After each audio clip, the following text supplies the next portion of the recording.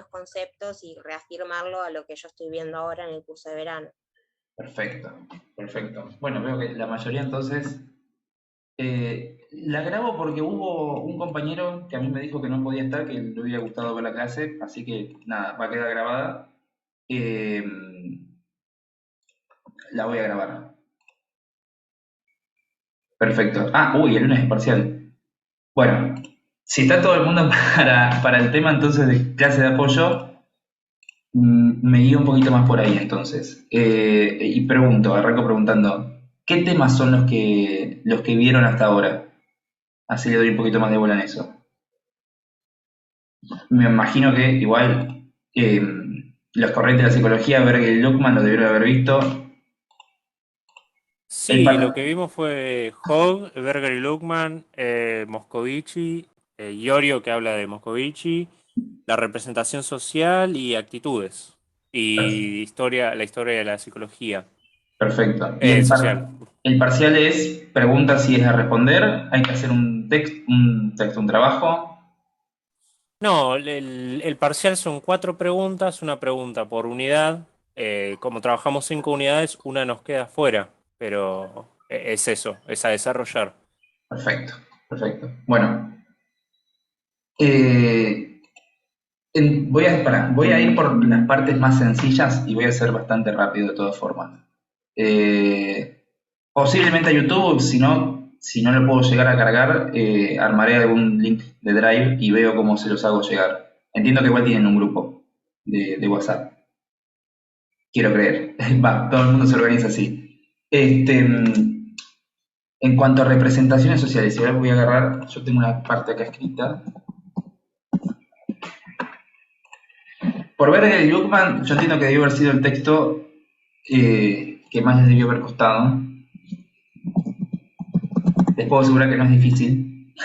Aunque parezca difícil, no lo es. Sí tienen una particularidad ellos cuando escriben, ambos autores, y es que son fenomenológicos. ¿Qué pasa con eso? Cuando ellos quieren explicar lo que quieren explicar, que es la realidad de la vida cotidiana, lo que sucede día a día, no dan nada por hecho, no dan nada por sentado, entonces tratan de desmenuzar todo y queda bastante complejo. Hay un cuento muy lindo como para hacerse la referencia, que es de Cortázar, creo que era de Cortázar, se llama Instrucciones para subir una escalera, que a ver, si nosotros hablamos entre nosotros, ¿cómo subís una escalera? Nada más, y subís, qué sé yo, va un pie después del otro en todo caso, puedes agregar, pero no se escapa de 3 oraciones la explicación, ¿no es cierto? Bueno, en el texto, en el cuentito este de Cortázar, él lo explica en 3 páginas. Algo así sucede con Berger y Luckman. Lo que ellos intentan explicar no es complejo. Lo vemos nosotros y lo vivimos todos los días, ¿sí? En esas 3 unidades, que es un cuentito cortito, es chiquitito, básicamente lo que ellos quieren intentar explicar es eso, ¿sí?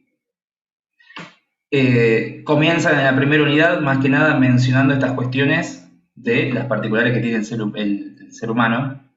Eh, Dale, no hay problema. Yo la grabo, igual después veo cómo se las hago llegar a la clase. Eh, Avísenme igual si hay algo que digan, esto está claro, podés pasarlo, avísenme. Yo si no, voy contando. Y si me falta algo, porque me pasa siempre con Pérez Luckman, díganme, che, ¿y esto cómo se relaciona? No tengan miedo en interrumpirme. Ellos lo que cuentan es que tenemos 2 particularidades, ¿sí? Que tienen que ver con estas constantes antropológicas. Una está relacionada a que no tenemos una relación muy fuerte con el tema del instinto, y la otra es que nosotros podemos vivir en cualquier lugar del mundo, ¿sí? En relación a eso, lo que vienen a plantear es que al fin de cuentas, y con el paso también del tiempo cronológico, biográfico que ha tenido el ser humano en el mundo, nosotros mismos hemos creado nuestras propias realidades en ese sentido, nuestros contextos, ¿sí? Ah, otra aclaración más, perdón, nota al pie. No vayan a escribir en el parcial las cosas como yo las digo. Yo soy de bajar mucho las cosas a tierra, ¿sí? Pero para que se entiendan, porque hay veces que hay cosas que, sí, te repito la definición, ahora no lo comprendí, y comprendiéndolo a veces es más fácil para después tratar de reaccionarlo, ¿sí? Soy de bajar los conceptos. O sea, si van a tomar nota y demás, no copien y peguen lo que yo digo, ¿eh? Nada. Esa nota al pie es importante. Además de que voy a ir bastante rápido, ¿sí? Por una cuestión de tiempo, más que nada. ¿Qué sucede entonces con estas realidades que nosotros escribimos? Que están basadas en dos cuestiones que nosotros las podemos pensar como el contexto, ¿sí? Que tiene que ver con el espacio y el tiempo, ¿sí? Solamente podemos decir que hay una realidad si el espacio y el tiempo es compartido por la otra persona, ¿sí? Ergo, es decir, si se comparte el mismo contexto. Si hay un mismo contexto, podemos hablar de una realidad. Si nosotros, por ejemplo, ¿no? En una misma situación, cambiamos el lugar entre dos personas, por ejemplo, hoy en día acá en Argentina, y hoy en día en algún pueblito de Brasil, seguramente haya cosas que compartamos que sí, que son parecidas, ahora hay muchas otras que no. Si lo quiero hacer mucho más claro, poneré con la India. Es otra manera de vivir. Y no es que estamos hablando de momentos de la historia distintos, estamos hablando del presente, pero al haber lugares distintos, la forma en que se desarrollan y las realidades que se viven son distintas, ¿sí? Si nosotros cambiamos el tiempo, pero no el lugar, Argentina hoy y Argentina en el 76-77, más allá de que sea del mismo lugar, si se cambia el tiempo también se están viviendo otras realidades, ¿sí? Más precisamente acá, en este momento, estaríamos arrancando, o bueno, en un par de meses en realidad, estaría arrancando la última dictadura en el 76. A eso es lo que quieren ir Berger y Luckmann con esta cuestión de que la realidad se construye en el cara a cara. ¿Por qué? Porque, y más que nada en ese momento, en el cara a cara era el único momento donde uno podría decir estamos compartiendo tiempo y lugar, ¿sí? Por eso para ellos es tan importante el cara a cara. Por supuesto, hoy en día las cosas cambiaron, nosotros no estamos hoy en día entre nosotros cara a cara, pero sin embargo compartimos una realidad. Es algo que se le escapa a Berger y Luckmann porque es un texto de ya varios años. ¿Qué pasa? De todas formas, con esa realidad, ¿sí? Esa realidad que se comparte en la sociedad está institucionalizada, ¿sí? ¿Qué significa que esté institucionalizada? Viene de la palabra institución, ¿sí? No la pensemos como institución, como el edificio o un lugar físico, sino más bien como algo que está instituido, incorporado en nosotros. Que no lo criticamos, está ahí, ¿sí? Que es algo que no se cuestiona. ¿Qué significa institución? Si no mal lo recuerdo, tiene que ver con la relación recíproca la definición igual siempre se me termina escapando, lo voy a terminar buscando, pero es la relación recíproca entre tipos de actores en una situación, no me acuerdo si habitualizada. A ver, la busco igual. Igual, de todas formas. ¿Qué significa?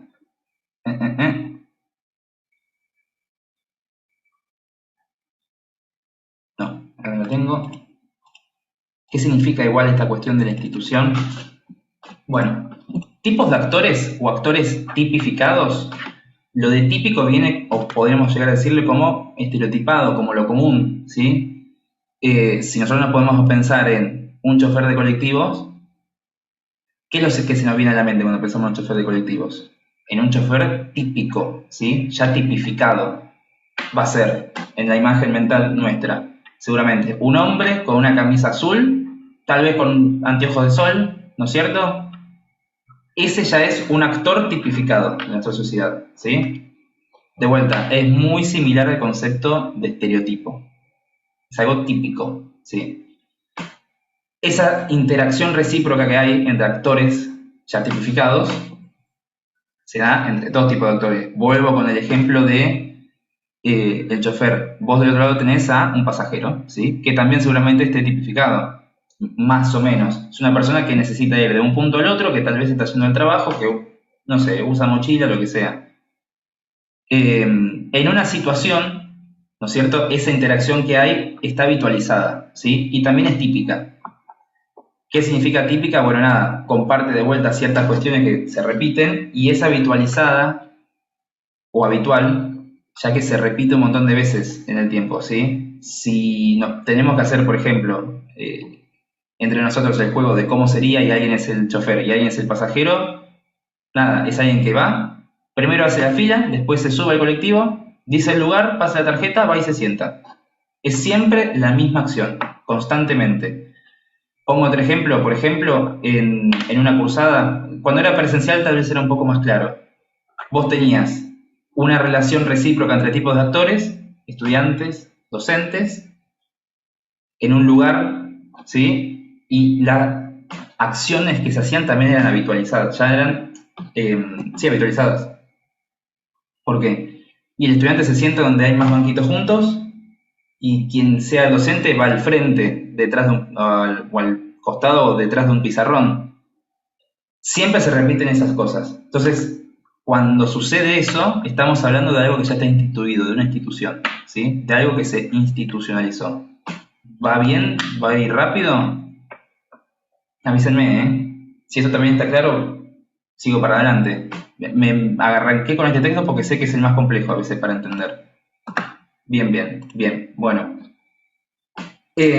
Ahora bien, Berger y Luckmann lo que dicen, bueno, ¿y cómo llegamos a esta situación en la cual repetimos ciertas acciones, ciertos comportamientos, no los criticamos y siguen sucediendo? Bueno, ellos dicen que hay un proceso que se llama proceso de institucionalización, que es el proceso en el cual uno incorpora y también se van creando esas instituciones, ¿sí? Ellos utilizan el ejemplo de la isla y de los náufragos, que yo no sé si ustedes ya lo vieron, yo supongo que sí, que se los habrán mencionado, que tiene que ver con dos náufragos o dos personas que no se conocen y quedan en una isla, tienen que sobrevivir. Bueno, lo primero que hacen es, bueno, vos andá y encargate de buscar la comida, yo de hacer un refugio, ¿no es cierto?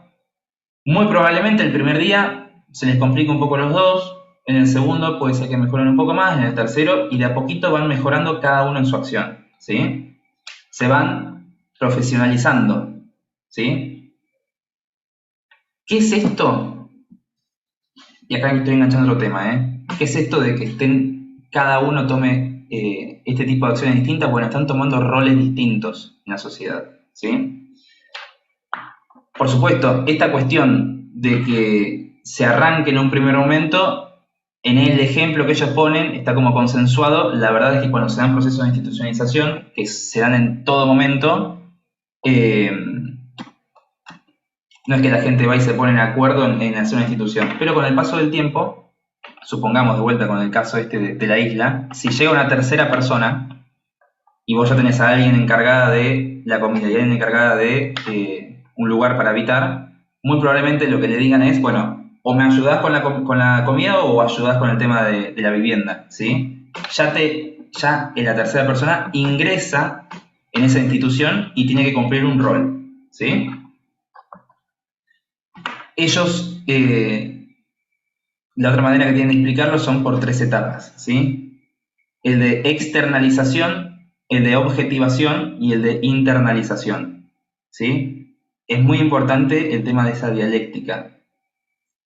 Por supuesto, lo que ellos dicen es, no se da de forma cronológica, primero pasa esto, después aquello, se dan siempre constantemente, pero lo que dicen es, para que quede un poco más claro, lo ponen en 3 momentos, ¿sí? Primero la externalización. Externalización de externo, sacar algo hacia afuera, por decir así, bien a lo bruto. ¿Que cuándo es? Bueno, el momento en el cual, por ejemplo, alguien explica algo, lo está externalizando, se lo está contando a la otra persona, ¿sí? De cómo hacer cierta cosa, cómo funciona algo.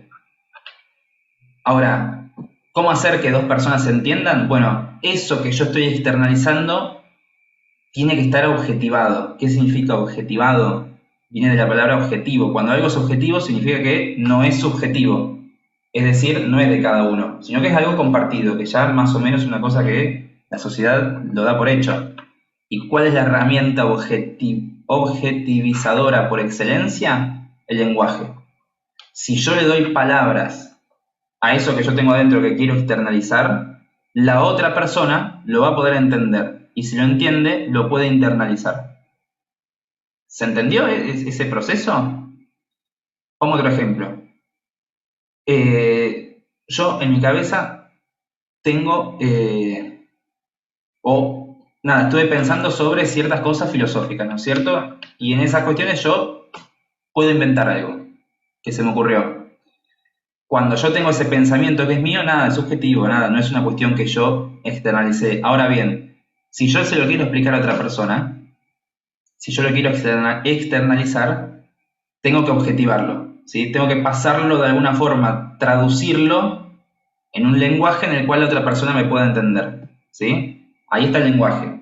Por ejemplo, cuando se escriben libros, alguien externalizó en el libro sus pensamientos con la herramienta objetivadora, que es el lenguaje, está escrito ahí. Entonces, cuando alguien agarra, va y lee el libro, lo está internalizando, ¿sí?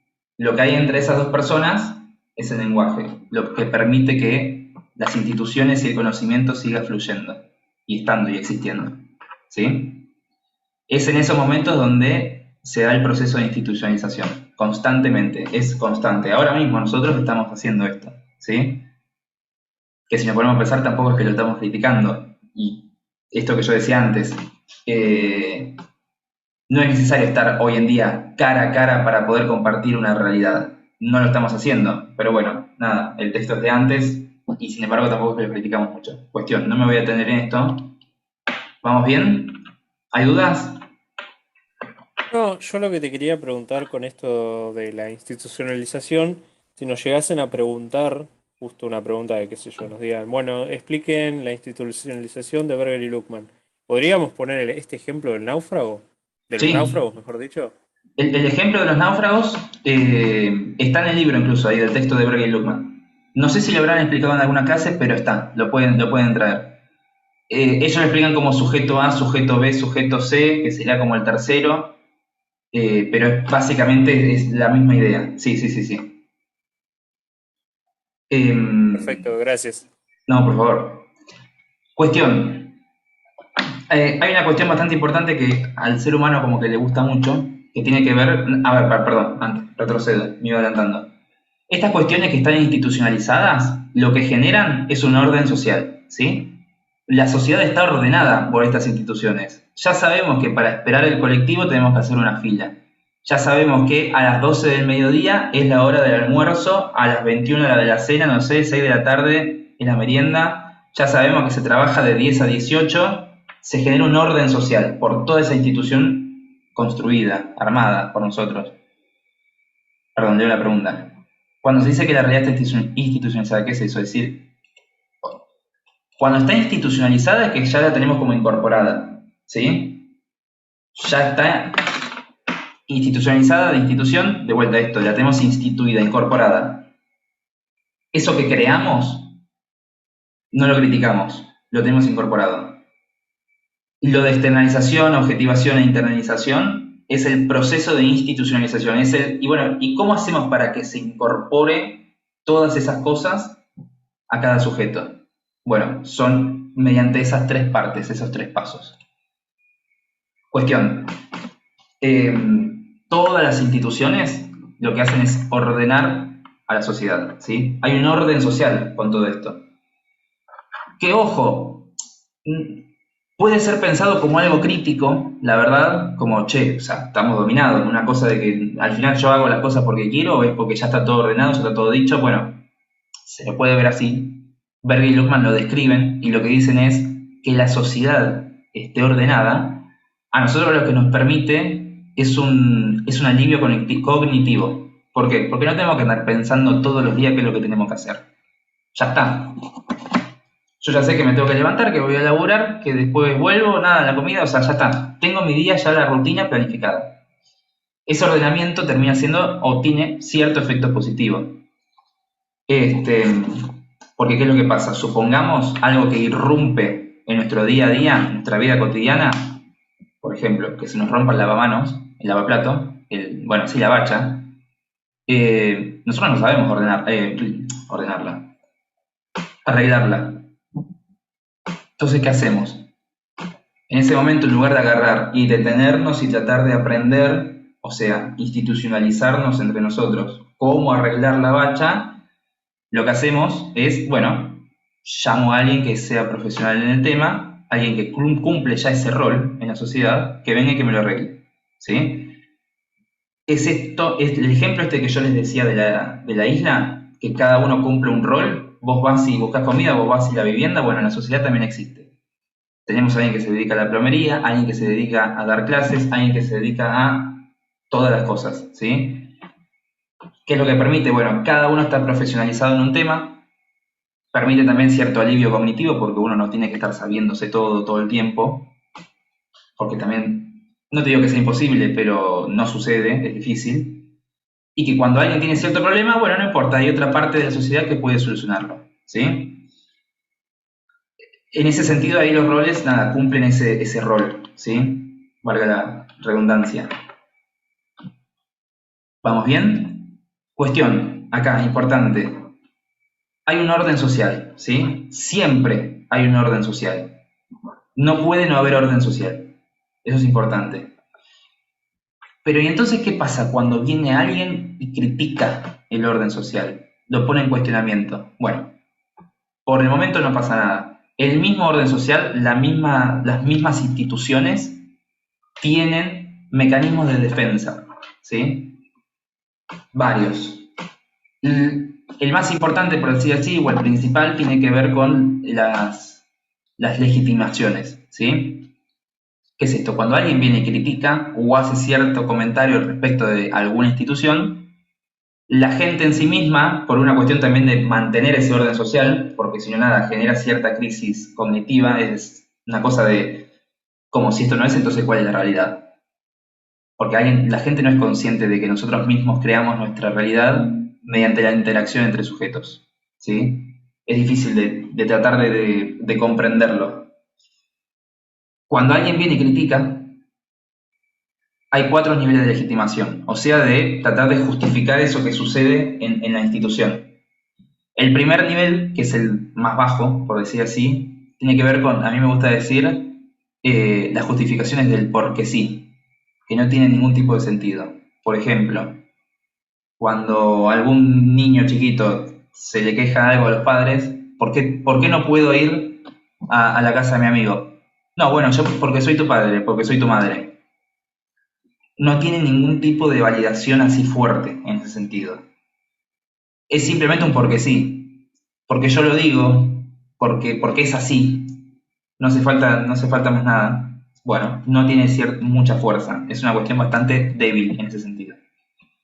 El segundo nivel tiene que ver más que nada con los mitos y leyendas.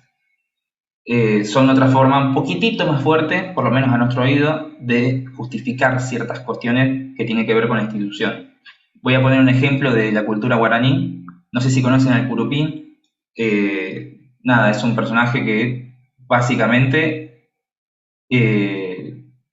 secuestraba mujeres y la terminaba violando ahí para la cultura guaraní.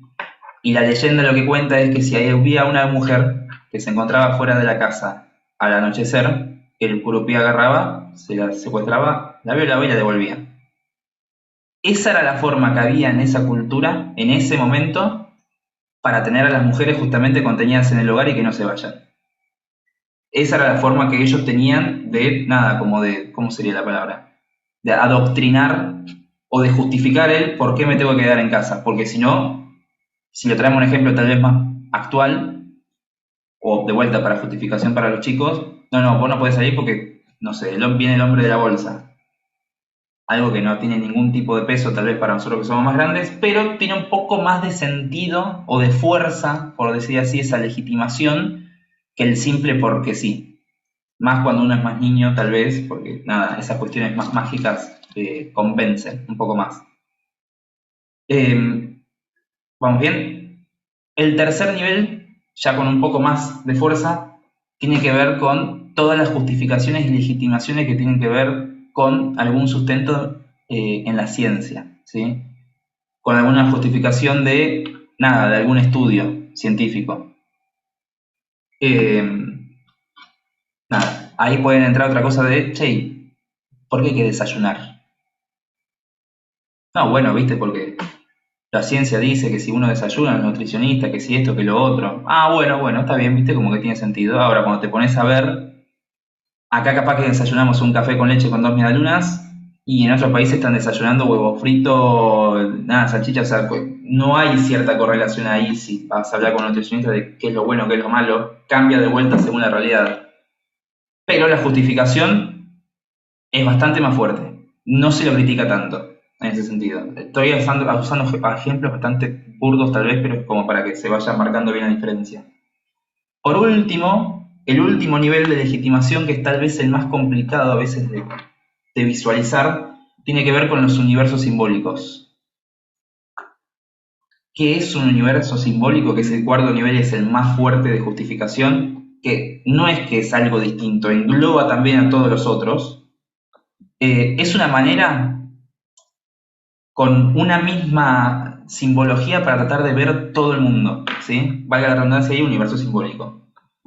Pongo un ejemplo de universo simbólico. Ah, y otra cosa, es una forma también de justificar todo. Sirve para todo. Ese mismo constructo, por decir así, o formulaciones teóricas o base teórica, mejor dicho, sirve para dar justificaciones a todo lo que sucede en el universo. Todo. Un ejemplo, tal vez más en alguna otra época, pudo haber sido la religión, ¿sí? ¿Que pasa esto? No, bueno, sí, porque Dios... Se le escapa lo de mitos y leyendas, ¿sí? Mitos y leyendas son como cuentitos cortitos de por qué sucede esto, o por qué hay que hacer esto, por qué aquello. Cuando se lo piensa como universo simbólico ya tiene que ver con la gente que ya, listo, todo está emparetado con cierta religión, ¿sí? Pongo otro ejemplo porque tal vez se tendrán confusiones. El feminismo es otra forma de universo simbólico, ¿sí? Con esa misma base se puede dar justificaciones a ciertas cuestiones de cómo funciona la economía, ciertas cuestiones de funcionamiento social, ciertas cuestiones que tienen que ver con la educación, pero ¿en base a qué? En base a una misma base teórica. No sé si activar el micrófono para hacer un comentario o... ¿No? No, Bueno. perdón. Ah, no sé si se entiende. Asimismo, nada, un universo simbólico puede justificar cuestiones desde el porque sí, perdón, arranco de abajo para arriba, ¿sí? Del más débil al más fuerte, desde el porque sí, desde algún mito o desde base científica, ¿sí? Es una manera de ver al mundo. ¿Bien? Por ahora vamos todo claro con todo lo que voy diciendo. Eh, Cuestión. Estas formas son, de vuelta, para tratar de mantener el orden social, ¿sí? Tratar de no repensar uno nuevo. ¿Por qué? Porque cuesta, genera cierta crisis cognitiva. Si en un grupo, que acá también son son los mecanismos que tiene también para defenderse, nada, los grupos, es más fácil pensar algo de grupos chiquitos, alguien viene y critica, hay dos formas de tratar de solucionar ese tema, que es o con la terapia o con la aniquilación, así le dicen Berger y Luhmann. Con la terapia es, nada, venir, tratar de explicarle, bueno, mira, esto es así, esto es asá, me parece que estás equivocado, que esto que el otro, y tiene una lógica más de tratar de incorporar a esa persona a ese mundillo, ¿sí? Ellos lo rotularon, lo caracterizaron como terapia. La aniquilación, propiamente dicha, significa no aceptar a esa persona en el grupo, ¿sí? Ya sea expulsándola de esa sociedad o aniquilándola literalmente, ¿sí? No sé si conocen a... Hay un autor italiano, no me acuerdo si era Conte, se me espan los nombres, pero si alguna vez escucharon hablar de la coacción y la coerción, es básicamente eso, ¿sí? Pero dicho con otras palabras. La aniquilación es coacción, la terapia es la coerción, ¿sí? Capaz a alguien le quede más sencillo, así. Son métodos de vuelta también para... No me acuerdo específicamente el concepto que ellos decían, pero es como para defender de vuelta el mismo orden social, una institución, ¿sí? Eh, si alguien viene y critica a la Si alguien viene y critica, vos podés legitimar, defender el orden social, explicarle, mirá, esto es así, entonces lo incorporás en la institución y la aprende, se institucionaliza, o si no lo cacha, bueno, chao, qué sé yo, no formás parte de esto. Me están faltando. Bien.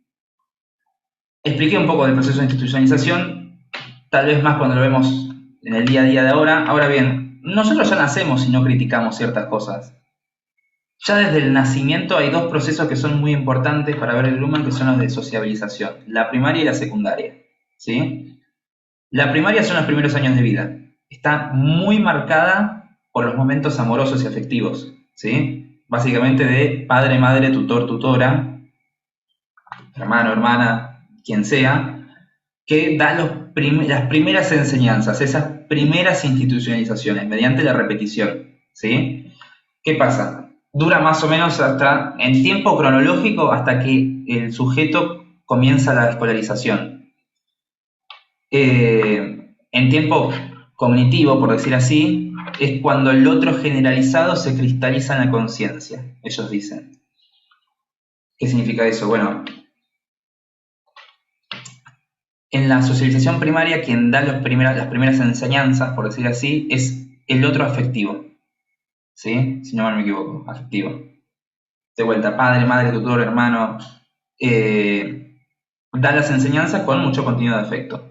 Cuando se incorpora, que además del otro afectivo, emocional, emotivo, ¿sí? Hay un otro generalizado, que ya tenemos que pensar en otro de manera general. Cuando esa visión se cristaliza en la conciencia, ya podemos empezar a hablar de una sociabilización secundaria. ¿Qué es lo que sucede? Bueno, básicamente cuando empieza la escolarización, uno lo primero que ve es que al final mi realidad es una.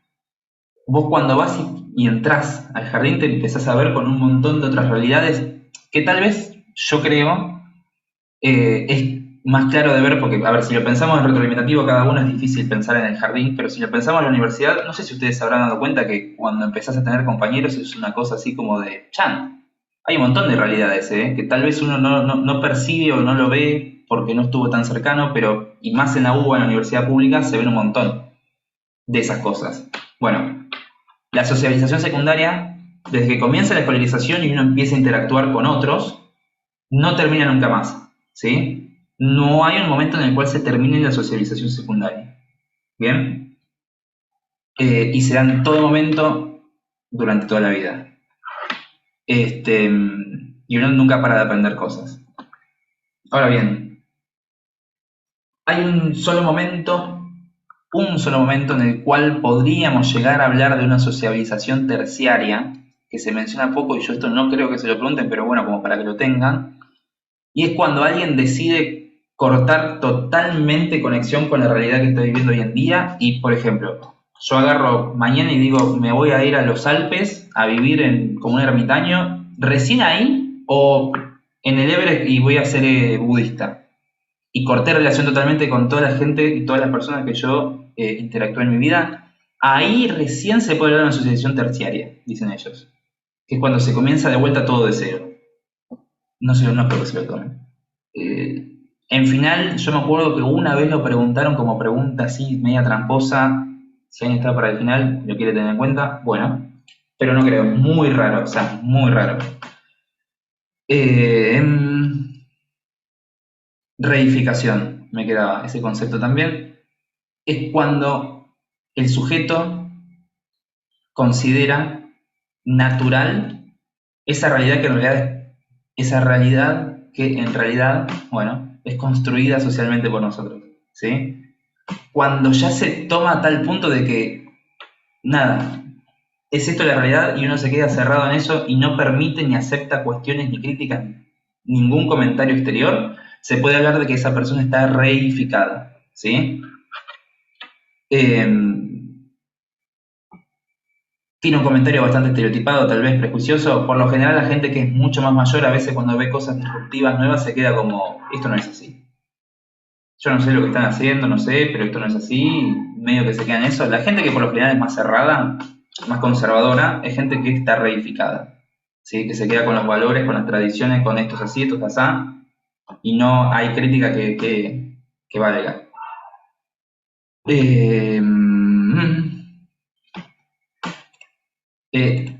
Sin D, reificada, reificación. No sé si me quedó algún concepto de Berger y Lungmark, posiblemente sí. Sí, una pregunta. Yo igual entré más tarde, así que quizás me lo perdí, pero hay un momento en el que ellos hablan de habituación y había otro concepto. Ay, pero lo tengo anotado y lo perdí. Sí. Justo. Que eso tipo como que no me queda muy claro. Cuando ellos hablan tipo del proceso de institucionalización, hablan de habituación y tipificación recíproca. Sí, y por eso como que prácticamente no entiendo bien de qué hablan. Bien. Tipificación recíproca. Vos cuando estás con alguien, ¿sí? Cara a cara, ¿no es cierto? Ambas personas se están tipificando. ¿Qué significa esto? Esto que yo decía, cuando se habla de típico, de tipificación, básicamente es pensarlo tal vez, traducirlo vos mentalmente, no lo vayas a escribir, pero pensarlo mentalmente como estereotipar, ¿sí? Cuando vos te encontrás con alguien, por una cuestión de vuelta de alivio cognitivo, porque vos no podés estar individualmente pensando caso por caso, persona por persona cómo es, uno lo que hace es, pongo un ejemplo, ve a alguien y ya lo tipifica como, por ejemplo, milipili. Listo, ya está, ya sé cómo va a ser, es como que uno se prepara mentalmente por eso y lo tipifica. Y la otra persona también te está tipificando, porque también va a tener algún aspecto tuyo del exterior que está en su cabeza, ya como tal persona la tengo tipificada de cierta manera. ¿Sí? No sé, la que ustedes quieran. Y sucede en todo momento. Por eso cada vez que hay una interacción entre dos personas, hay una tipificación recíproca. ¿Sí? Lo de habitualización tiene que ver con esta cuestión de que algo sea habitual. ¿Sí? Uno ya más o menos tiene como, o por lo menos, si uno hiciera una lista de lugares y momentos en el cual, y situaciones que puede interactuar, yo creo y estoy bastante convencido de que hay un número finito, o sea, un número máximo de interacciones. Entonces son por lo general bastante habituales. Por ejemplo, una situación de una cursada es habitual, ¿sí? Ya está habitualizada y uno la tiene habitualizada y ya sabe más o menos cómo es. Vas a tener una persona, por lo general, ¿no? Hay gente que es un poco más divertida en ese sentido, pero vas a tener una persona hablando sobre cierto tema y del otro lado, gente que está escuchando, otra capaz que no, otra capaz que va, se distrae, otra que va, viene, otra que anota, otra que está grabando. Pero la situación es habitual. Sucede y sucede en todo momento en varias partes de una misma realidad, en varios lugares. ¿Quedó un poco más claro?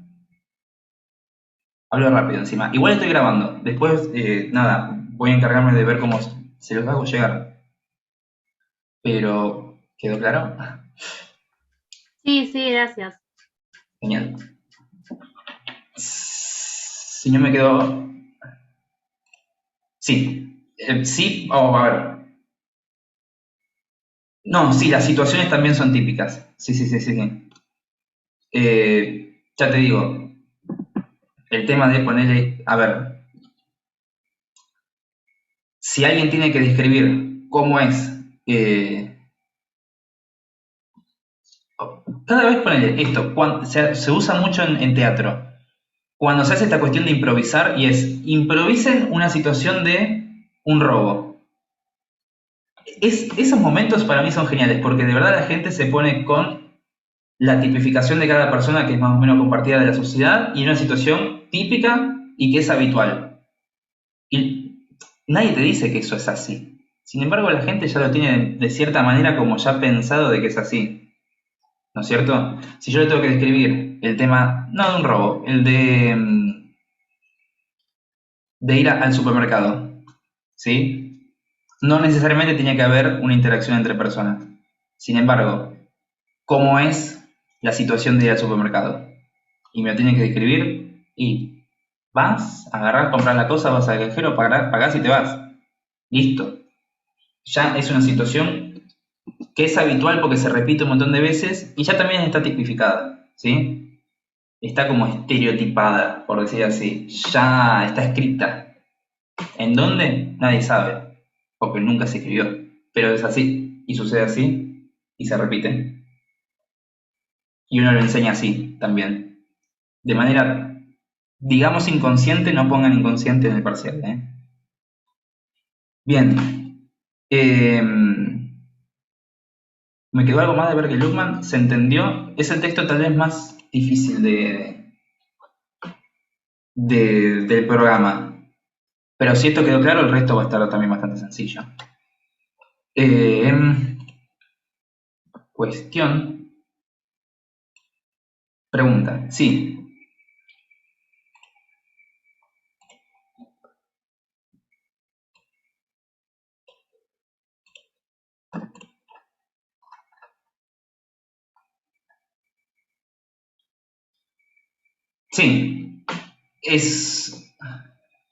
Sí. Sí, también. Sí, paradigma también va. No sé si usaría la palabra paradigma. Si lo querés pensar así, estaría bien. Porque nada, de la misma manera a nosotros nos cambió la forma con lo del giro copernicano, que antes todas las cosas se pensaban con el mundo en el centro del universo y la religión como preponderante, que las cosas pasen a ser como no, está el sol, y ahí pase a ser la ciencia quien predomina. Podríamos hablar de ahí cierto universo simbólico, que a partir de ahí hasta la fecha, por supuesto con ciertos avances, no fue siempre con la misma intensidad. Hoy en día el discurso, por decir así, científico, es el preponderante, es el más o menos en el mundo, es el que te marca ciertas cuestiones de la realidad y de cómo se legitima también el día a día, ¿no es cierto? Uno ve las publicidades y constantemente tiene que estar, por ejemplo, para una pasta de dientes tenés que tener un odontólogo, o sea, un profesional, o sea, alguien de la ciencia, de las investigaciones, que te esté diciendo, yo recomiendo esto. Alguien, no sé, la leche en polvo para bebés de 3 a 6 meses. Te ponen también a una nutricionista, ¿no es cierto? ¿Por qué? Porque el universo también simbólico que hoy tenemos para que se legitimen ciertas cosas es, en cierto punto, el de, el de la ciencia. Algo que no me queda claro es porque se le dice realidad suprema.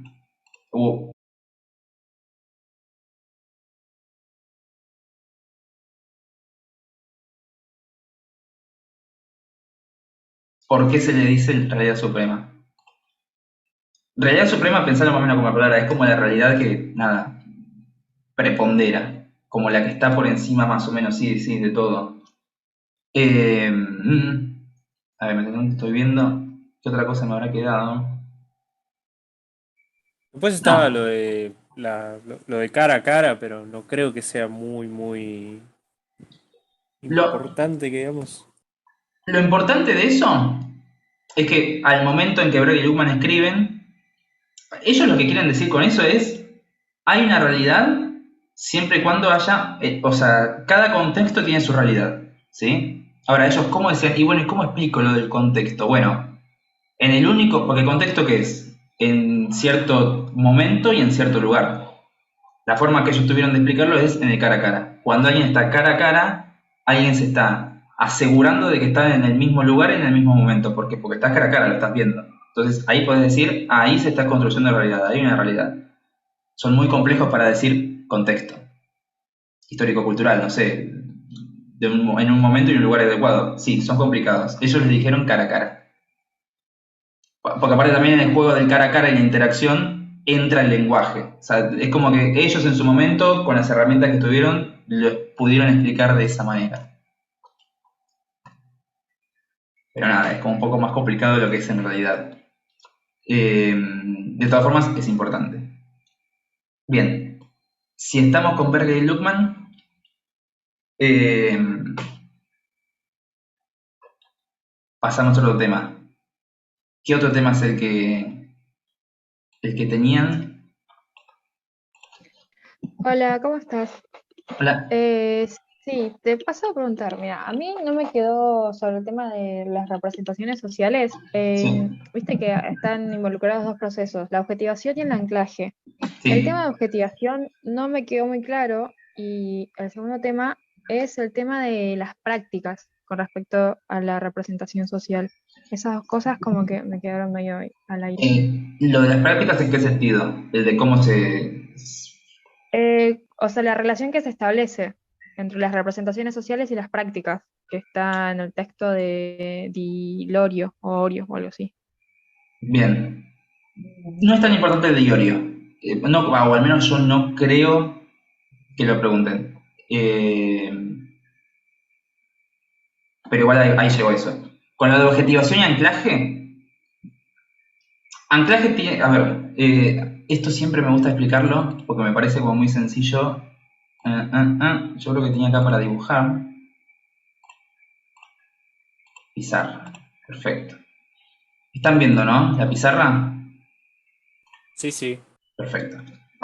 Si yo dibujo con todo el amor del mundo, ¿no? Esto, ¿para ustedes qué es? No hay ninguna respuesta que sea incorrecta, ¿eh? Todo es válido. Pueden escribir en el chat si quieren. Para mí son como varias manos agarrando un círculo, o algo así. Bien, bien. ¿Alguien ve otra cosa? Se podría imaginar como un emblema, capaz. ¿Un emblema? ¿Alguna otra opción? Podría ser un bicho, un insecto o algo así. Bien. Bueno, algo en lo que podemos estar de acuerdo, entonces, es que no estamos de acuerdo de qué es. Bien. Evidentemente, este símbolo no nos representa nada socialmente. Individualmente podemos decir cosas, pero socialmente no. ¿Qué pasa, por ejemplo, si yo dibujo esto? ¿Qué es? ¿O qué se nos viene a la cabeza? De esa abuela de Plaza de Mayo. Abuela de Plaza de Mayo. Bien. ¿A alguien se le ocurre otra cosa?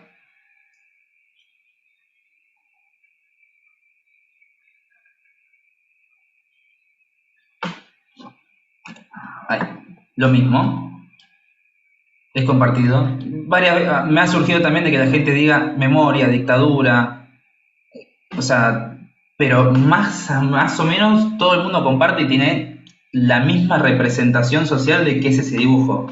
Si vamos a lo físico, nada, son líneas, son dibujos, nada. Probablemente si nosotros vamos a otro país y le dibujo el pañuelo, te empiezan a decir un montón de cosas. Hay una cuestión, lo de la izquierda no es un dibujo aleatorio, es una runa griega, que si mal no lo recuerdo, justo este dibujo representaba riqueza. Nosotros no lo sabemos, ¿por qué? Porque socialmente no significa nada para nosotros. Ahora, el segundo dibujo sí. Y acá hay dos cosas importantes que tienen que ver con el anclaje y la objetivación, que a lo que hacen referencia es, che, ¿y por qué ese dibujo? ¿Por qué eso nos hace pensar a todos, o por lo menos en esta sociedad, a las abuelas de Plaza de Mayo, de dictadura, memoria? Bueno, el anclaje tiene que ver específicamente con un momento o un tiempo dado, ¿sí? El de dónde viene, ¿sí? Es como una cuestión más histórica, de momento. Esto es una T, por las dudas. Y la objetivación tiene que ver la razón, por decir así, o el por qué es que se relaciona el pañuelo con todo lo otro. Ya tenemos como, el anclaje tiene que ver con ¿desde cuándo? La objetivación es ¿por qué esa asociación? Más específicamente, la objetivación vendría a ser, bueno, porque justamente las abuelas de Plaza de Mayo, para hacer la protesta de que faltaban sus hijos o sus nietos, iban con, que no era un pañuelo, eran los pañales. Dato de color, por si a alguien le interesan los datos así curiosos, eran los pañales que eran pañales de tela, y la forma de protesta que tenían era justamente usar los pañales de sus hijos en las cabezas. Esa razón, ese motivo, eso es la objetivación, ¿sí? Es el darle el sentido compartido, por esa objetivación de algo que es objetivo, el sentido compartido a ese símbolo, ¿sí? ¿Y de dónde viene? Bueno, tenemos que ver el anclaje. Viene de la dictadura de 1976. O sea, ¿quedó claro ahí la diferencia? O más o menos, y trato de explicarlo con otras palabras. Sí, a mí me quedó clarísimo, la verdad. Muchas gracias. Perfecto. Cuestión igual, lo de las prácticas, sociales.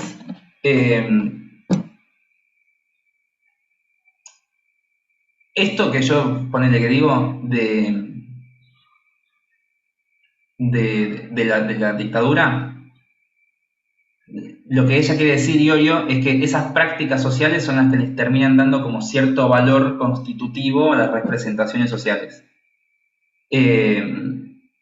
¿Por qué? Porque las prácticas sociales justamente son las que le otorgan valor y representación a la representación social. Repetir representación. Pero, o sea, ella lo que quiere explicar básicamente es que por motivos sociales, por prácticas sociales, es que nosotros podemos tener también representaciones sociales, ¿sí? No es que vienen de cosas individuales, no es que alguien dice, yo quiero que esto sea así, y la sociedad dice, dale, sí, perfecto. Tienen su nacimiento de vuelta en prácticas. Estoy repitiendo mucho, me parece, pero ¿queda claro lo de las prácticas sociales? O también más o menos. Para mí sí. ¿Sí? Perfecto. Bien. Más o menos ahí. Bueno, expliqué lo de representaciones sociales. Con respecto a actitudes, ya le digo, porque se relaciona un montón actitudes con representaciones sociales, porque yo no recuerdo si ustedes lo habrán visto o no, pero desde el inicio, no, si lo tuvieron que haber visto, pero no lo mencionamos. Desde el inicio de la psicología social, desde que se constituye, hubo siempre como dos corrientes en ese sentido. La de la psicología social sociológica y la psicología social psicológica. ¿Bien? Una parte más del individuo, otra parte más de cuestiones sociales, ¿sí? Para tratar de llegar más o menos a las mismas explicaciones. Las representaciones sociales, si lo queremos ver de cierta manera, vendrían a formar parte de la escuela de la psicología social sociológica, ¿sí? Y las actitudes, si lo queremos ver de otra manera, vienen del otro lado, de la psicología social psicológica. Esto no es tan así, pero es por eso también de que parecen tan parecidas, ¿sí? ¿Cuál es la relación que tiene? Bueno, ambas tienen una relación entre un sujeto y un objeto, ¿sí? Se aprenden mediante procesos sociales, o sea, son aprendidas en ese sentido. La diferencia que hay, más que nada, o por lo menos desde el lado de las actitudes, es que como que medio que el nacimiento de cada una es distinto. En las representaciones sociales tiene que ver con una cuestión social que se realizó por las prácticas sociales, en las cuales ahí recién cada individuo incorpora esos valores, pero parten de lo social, ¿sí? En las actitudes medio que es distinto, arranca al revés, arranca el individuo. Lo que plantea es que son valoraciones, son cargas afectivas que el sujeto hace ante cierto objeto de actitud, que puede ser un objeto, puede ser también un grupo de personas, ¿sí? Y tiene tres componentes, el cognitivo, el afectivo y el comportamental. El comportamental es el que se ve, ¿sí? Es a partir de ese en el cual uno puede inferir que tal persona tiene tal actitud ante cierto objeto de actitud, ¿sí? ¿Voy rápido? ¿Voy bien? Después, por supuesto, hay un componente cognitivo y un componente afectivo. Ahora, ¿para qué nos sirve saber las actitudes? Bueno, justamente para poder saber cómo es que va a actuar cierta persona ante cierto objeto, cierta situación. Pongo un ejemplo. A mí, emocionalmente tengo una actitud negativa ante las arañas. No, ante las cucarachas, me gustan menos. Emocionalmente, no me gustan, ¿sí? Hay algo que me genera rechazo, miedo, no me gusta. Cognitivamente, yo lo que entiendo es que la cucaracha no hace nada, ¿sí? Ese es el segundo componente. Yo sé que no es un animal que me va a matar, yo sé que es un animal que es preferible que esté lejos de la comida en ese sentido. Si no toco la comida, bueno, no pasa nada, no es grave. Comportamentalmente, yo veo una cucaracha y la quiero matar, ¿sí? Porque no me gusta. Perdón si hay alguien que no sea especista, yo lo soy.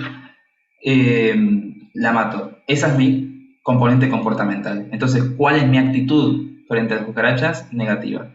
Más allá de que el componente cognitivo sea, bueno, sí, no es tan mala, el resto, o sea, mis otros dos componentes me están diciendo no tengo una actitud positiva, ¿sí? Al no tener una actitud positiva, es como uno va a actuar o va a efectuar las acciones que podría llegar a realizar, ¿sí?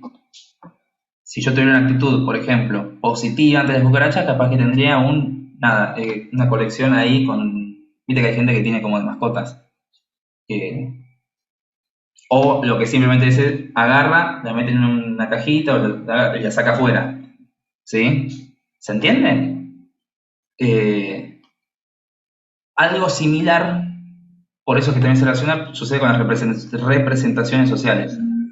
Porque uno puede hacer también cierto juicio de valor ante cierta representación social. De lo que sea. ¿Está claro igual? ¿Vamos bien? Sí, sí, sí. ¿Sí? ¿Qué otro tema me habían dicho? O si hay alguna duda por ahora. O si vamos bien.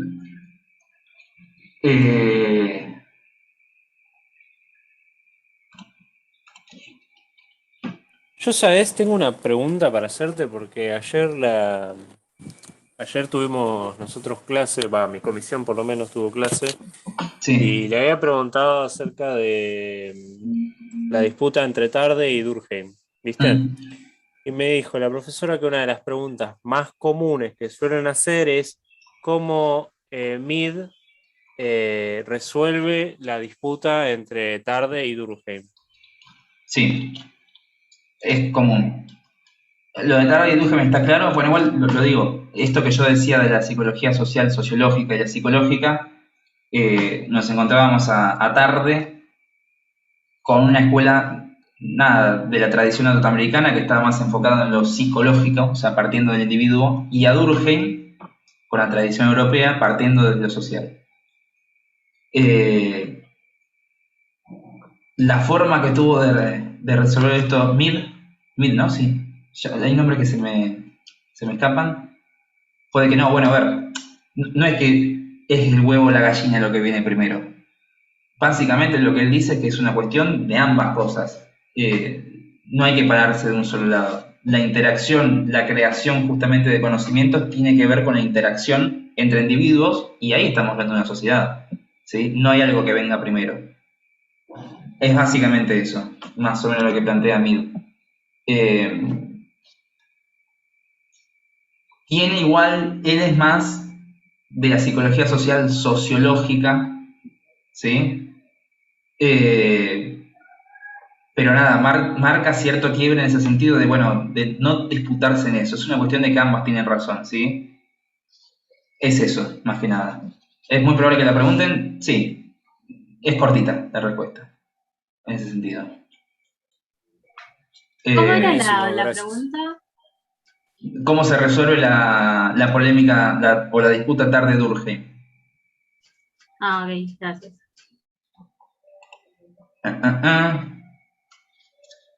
Claro, es eso. Sí. Bien, ¿cómo se ven igual ustedes para el parcial? ¿Se ven bien? Sí, yo pienso que sí. Tenemos el parcial este lunes a las 6 de la tarde, pero pienso que sí, aparte tenemos bastante tiempo. Y entre la clase de repaso que por lo menos nosotros tuvimos ayer y esta, creo que nos va a servir mucho para todos. Yo la verdad no creo que vaya a ser difícil, no hay intenciones de matar a nadie en ese sentido, desde la cátedra. Sí, sépanse las definiciones, yo fui muy de explicar como para que se entienda, no tanto para esto es así, esto es asá, sino nada más a lo bruto, por decir así.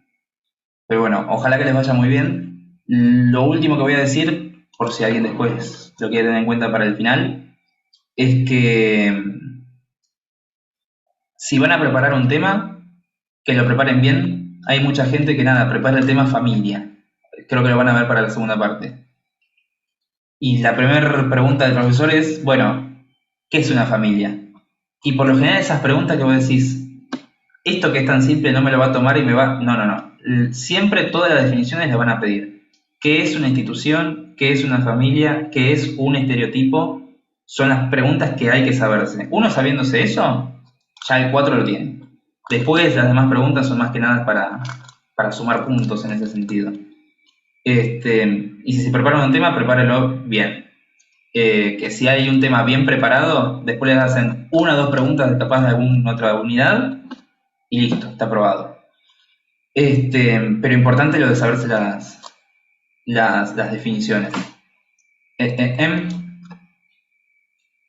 Preguntas posibles o relaciones posibles entre autores para un parcial. Lo de actitudes y representaciones sociales puede ser que se lo hagan relacionar. La pregunta de Admit también se ve bastante. Con lo de instituciones, Berger y Luckmann, perdón.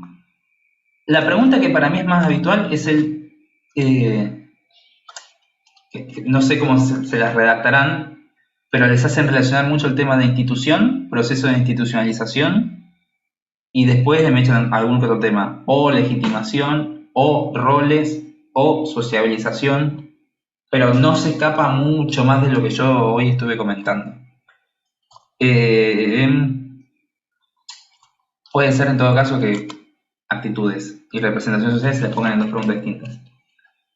Pero para mí son esas las unidades que más se toman. No tengo igual claro, son 5 unidades. Ahí dije 4, me falta una. ¿Cuál es la unidad que me falta? De las primeras 5. Lo de Václavic y construcción social de la realidad, ¿eso lo vieron? ¿O no? ¿Sí?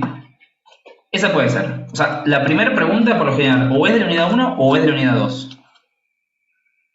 Es esa por lo general la que termina quedando afuera. O le preguntan esto de sobre tarde, de Durkheim y Mead, o le preguntan cuestiones de, o la de ¿es real la realidad? Y tratar de explicar qué es lo que dice Václavic, que de todas formas es sencillo, lo puedo explicar ahora, cosa de que también quede. Es lo que dice, es que hay 2 tipos de realidades, la del primer y la del segundo orden. La de primer orden son las cosas tangibles, las que podemos ver. Sí, la mesa que yo tengo es negra, sí, el oro es duro, no sé, lo tangible. Y las realidades de segundo orden son aquellas atribuciones, valoraciones que la sociedad o cada sujeto le atribuye a esas realidades de primer orden, ¿sí? Son cargas valorativas. Porque si nos podemos pensar, el oro es una piedra, qué sé yo, sí, amarilla, dura. Sin embargo, en nuestra sociedad tiene un valor más grande, ¿sí? Vale plata, por decir así, a lo bruto, ¿no es cierto?